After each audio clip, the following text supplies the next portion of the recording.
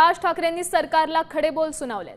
काय अवस्था झाली आपल्या महाराष्ट्राची असं म्हणत त्यांनी फडणवीस सरकारवर हल्लाबोल केलाय।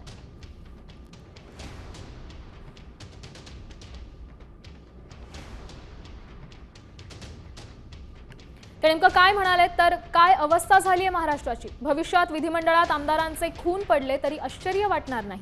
थोडी जरी साधन शुचिकता शिल्लक असेल तर तुमच्या स्वतःच्या लोकांवर पण कारवाई करून दाखवा। जर ती तुम्हाला करायची नसेल तर हरकत नाही। मग मात्र मुजोर मराठी द्वेष्ट्यांना माझे महाराष्ट्र सैनिक हात सोडून सरळ करतील तेव्हा आम्हाला अक्कल शिकवू नका असं राज ठाकरे म्हणाले।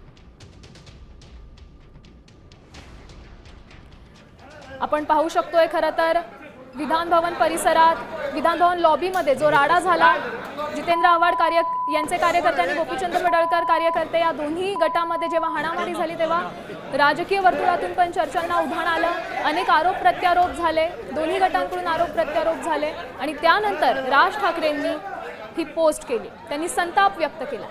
राज्याची काय अवस्था झाली आहे असा सवाल देखील राज ठाकरेंनी या माध्यमातून विचारलाय।